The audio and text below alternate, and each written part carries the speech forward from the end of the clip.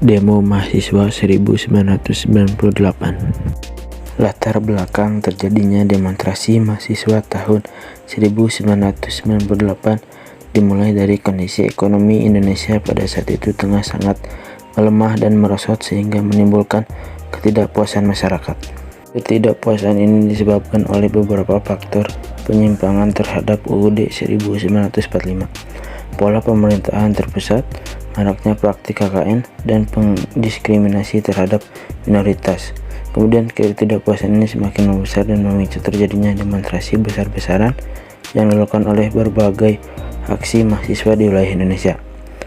Kerusuhan ini terjadi di seluruh Indonesia hingga mengakibatkan rezim Orde Baru mendapat banyak tekanan politik baik dari dalam negeri maupun luar negeri, yang pada akhirnya Soeharto pun mengundurkan diri lengser dari jabatannya. Kronologi demo 1998. Tragedi Trisakti terjadi tanggal 12 Mei 1988. Kali itu mahasiswa pun melakukan aksi demonstrasi besar-besaran ke Gedung Nusantara, termasuk mahasiswa Universitas Trisakti. Mereka melakukan aksi damai dari kampus Trisakti menuju Gedung Nusantara pada pukul 12.30. Namun aksi mereka dihambat oleh blokade dari Polri dan militer datang kemudian. Beberapa mahasiswa mencoba bernegosiasi dengan pihak Polri. Akhirnya pada pukul 17.15 para mahasiswa bergerak mundur diikuti bergerak majunya aparat keamanan. Aparat keamanan pun mulai menembakkan peluru ke arah mahasiswa. Para mahasiswa panik dan bercerai-berai. Sebagian besar berlindung di Universitas Trisakti. Namun aparat keamanan terus melakukan penembakan. Korban pun berjatuhan dan dilarikan ke rumah sakit Sumber Waras. Pada pukul 20 dipastikan 4 orang mahasiswa tewas tertembak dan 1 orang dalam keadaan kritis. Meskipun pihak aparat keamanan membantah telah menggunakan peluru tajam, hasil otopsi menunjukkan kematian disebabkan peluru tajam.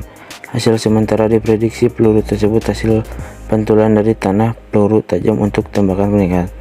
Peristiwa tersebut kemudian menyurutkan semangat mahasiswa hingga adanya demonstrasi yang lebih besar pada 13-14 Mei 1998. Kondisi bangsa yang semakin tidak terkendali akhirnya memaksa Soeharto untuk meletakkan jabatannya di depan Mahkamah Agung pada tanggal 21 Mei 1998 pukul 10 pagi. Pada saat yang sama, Soeharto kemudian menunjuk wakilnya B.J. Habibie untuk menggantikan posisinya. Apakah mahasiswa pantas disebut agen perubahan bangsa ini?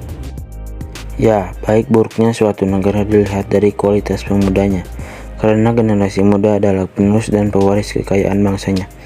Mahasiswa sebagai kaum intelektual, mahasiswa dipandang punya peran besar dalam mengubah tatanan sosial, berperan menggerakkan masyarakat untuk melakukan perubahan ke arah yang lebih baik lagi, dengan menggunakan ilmu, gagasan, serta pengetahuan yang dimilikinya. Peran besar ini selalu ditanamkan kepada mahasiswa bahkan sejak memasuki bangku perkuliahan. Mahasiswa diharapkan bisa menjalankan peran ini dengan baik. Mahasiswa perlu membangun kesadaran akan potensinya dan tidak diam saja ketika melihat realitas sosial. Tidak mudah percaya arus informasi. Sebagai kalangan terdidik, mahasiswa harus berani mempertanyakan status dan mendobraknya agar terjadi perubahan. Mahasiswa dianggap memiliki akses yang lebih mudah terhadap ilmu pengetahuan. Dengan kemudahan tersebut, mahasiswa dapat menambah wawasan, mengasah kemampuan berpikir, serta belajar mentajam analisis terhadap suatu termasuk kondisi sosial.